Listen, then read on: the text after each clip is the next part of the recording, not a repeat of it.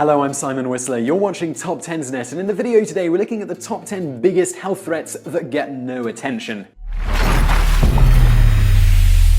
While shark attacks, sinkholes, plane crashes, and other act of God insurance nightmares get all the glory of media coverage, there are plenty of other events that account for at least as much, if not more, of a share of injuries and deaths. They may not be as glamorous or worthy of silver screen treatment, but as causes of hospitalization and sometimes mortality, the numbers these health threats put up annually certainly qualify them for at least a second thought. So watch on and learn about the top ways people wind up in the ER or the morgue that somehow never get their moment in the spotlight. Number 10. Biting. Sadly, zombie enthusiasts watching the news for advanced signs of an impending apocalypse are mistaken if they think human-on-human biting attacks are prime suspects. Even without the involvement of undead hordes, American hospitals record more than 40,000 ER admissions for victims of human bites every year. A UK study of the phenomenon estimated that one person goes to the emergency department every 3 days to treat bite wounds inflicted by another person. Other studies estimate that a person bites another person once every 12 minutes. While it may be easy to write off this statistic as a subset of assault victims requiring hospitalization, keep in mind that most, but far from all, bites result from a fight. The rest of those that are actually reported and recorded occur from other such zesty activities as athletics or intercourse. Not all such incidents get reported, but when the bounty of bacteria and general nastiness of the human mouth results in infection, it is harder to hide the fact that someone got a little too toothy during any activity. Number 9. Cute animals. Some strange combination of Saturday morning cartoons and Beanie Babies has given people a false sense of security when dealing with seemingly cute animals. Man's best friend alone manages to send up to 13,000 puppy lovers to the hospital annually. Of course, humans have a tragically long track record of mistaking adorable with harmless when it comes to the animal kingdom. Hippos, bison, and other such lovable lugs are so damned endearing that thousands of human idiots manage to push them to the point of violence every year. Hippos kill more people than sharks, spiders, snakes, wolves, and jellyfish combined. National parks like Yellowstone are particularly prone to incidents involving visitors who think all they need to know about wild animals is the difference between herbivores and carnivores, and then proceed to get maimed while trying to take selfies with the resident bison. And it wouldn't be a true American Thanksgiving without a parade of Elmer Fudd wannabes becoming prey to wild turkeys. Fact is, people are no better at living with other species than they are at getting along with other humans. Number 8.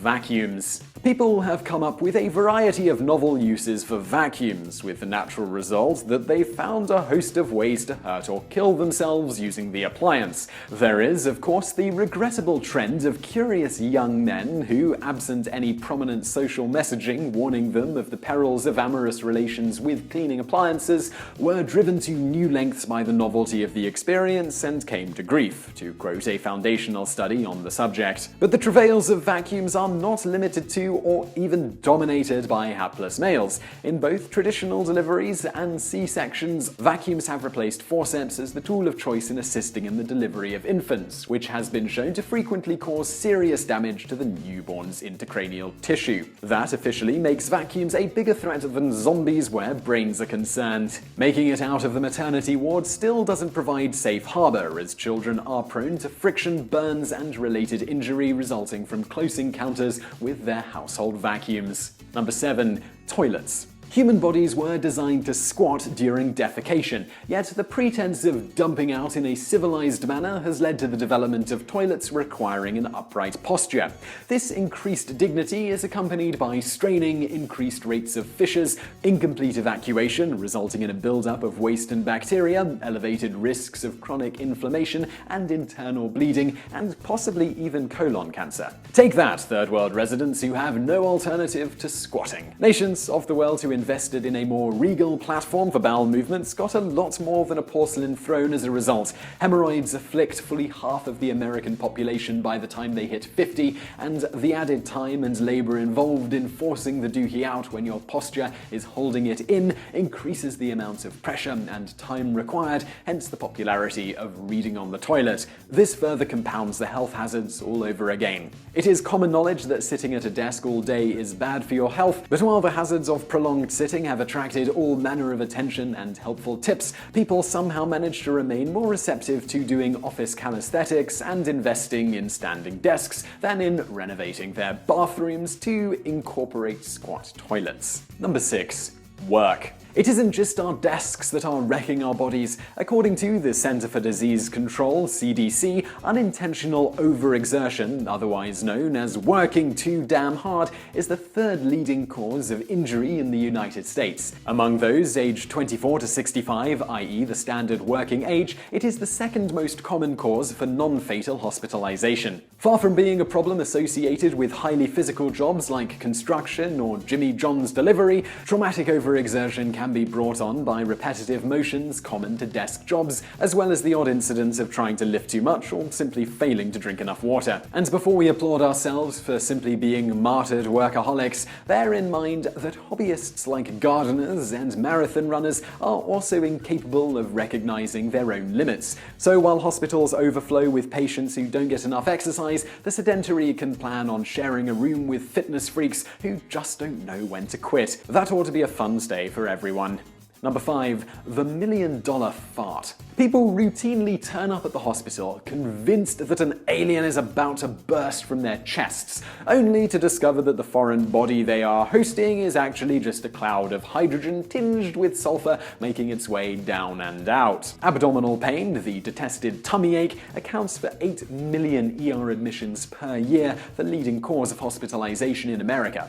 That is due in part to the huge variety of things that can go wrong in the human abdomen, but it also includes less than deadly complaints like gas. Of the 8 million admissions, only about 17% turn out to be serious, a conclusion only reached after ordering anything from an ultrasound or CT scan to exploratory surgery. All of these are elements of the standard regimen that could quickly turn one person's poot into a seriously expensive punchline. And that's not even mentioning how all the diagnostic imaging typically increases cumulative exposure to radiation, which potentially leads to further health issues down the line. But that isn't the only way people have found to emit $1 million farts. Pyroflatulence, better known as the elusive but spectacular blue dart, has delighted and destroyed in equal measure. While it is impossible to burn inside out from igniting one's own gaseous emissions, doing so in proximity to other flammable substances is predictably explosive and can compound the cost, financial and personal, of a single fart by orders of magnitude.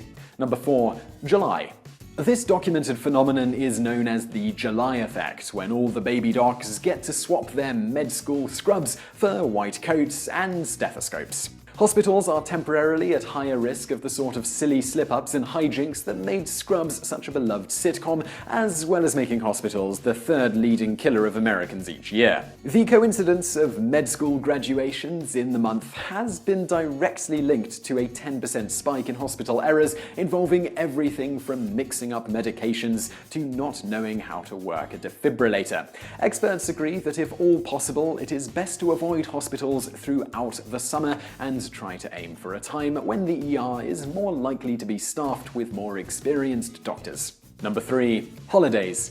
Major holidays are a bit of a triple threat for hospitals. Firstly, surveys have shown that nearly 1 in 5 holiday travelers hit the road to avoid family rather than to visit them. Meanwhile, impatient travelers will exaggerate or even fabricate symptoms in order to get select, elderly family members hospitalized for non-critical conditions, if only to ensure travel and other holiday plans have one less obstacle to going smoothly. On the other hand, lonely seniors without company during the most wonderful time of the year will check themselves into hospitals just to have company. And finally, of course, there are the perils of drinking. Responsible revelers who drink at home, thoughtfully staying off the roads, often end up trading a traffic accident for a domestic one. So while DUIs are to Christmas what candy is to Halloween, celebratory day drinking still manages to net more than 15,000 holiday decorators, along with over 1,000 burn victims and 1,500 cases of back strain or lifting injuries, all without so much as a car leaving the driveway.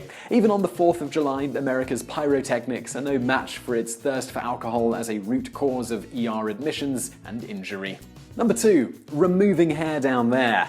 Ladies and gentlemen, it is time to stop grooming your naughty bits. From lasers to razors, eliminating all the hair of the swimsuit places has gone from being a fad to fully in the mainstream. The shave and wax trend over the period from 2002 to 2010 produced just over 11,000 ER visits, but by the end of 2010, the annual rate had climbed to over 2,500. Disturbingly, the overwhelming cause of serious injury involves the use of razors, but other hair removal techniques, including waxing, have also been implicated. And while injuries during the baldening process are alarming, experts point out that removing pubic hair also eliminates an important biological defense to disease and infection, leaving bare nether regions prone to staph infections, STIs, and even run-of-the-mill blunt force trauma.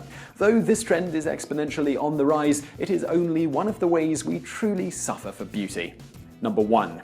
Fashion. It's time to admit that our clothes are killing us. From high-heeled shoes to too tight, well, everything, modern wardrobes are little more than glorified murder chambers we carry with and on us. The desperate squeezing-in ritual that accompanies so many daily clothing routines the world over has been responsible for blood clots, chronic pain, nerve damage, and disfigurement. And that laundry list of physical health problems doesn't even consider the countless psychological side effects of having a culture that celebrates sartorial masochism, making it effectively impossible for anyone to meet the standards of beauty and shape without compromising health and comfort. So even those who forego fitting in through skin-tight apparel often adorn an underlying depression with looser, more forgiving outfits. The compounding effect of the one-size-fits-none standardization as the most horrible fixture of contemporary fashion is hard to track, but experts attribute much of the staggering rate of suicides and causes of self-harm requiring hospitalization in part to a void of self-esteem. And while many high-performing ancient cultures and pragmatic modern ones manage to embrace functional, practical, gender-neutral garb, the pinnacles of high fashion insist on preserving monstrous mutations of gendered apparel. Directly and indirectly, health and beauty have become opposing forces. So I really hope you enjoyed that video. If you did, please do like and subscribe. And if you like this video, do check out my other channels. At the top there is Today I Found Out, which is where we take a deep dive into a specific topic. In that video there, we look at what happens to Sherlock Holmes's mail. And below that is my personal daily vlog, which is a look behind the scenes at what it's like to be a YouTube creator. So be sure to check those out and subscribe, and thank you for watching.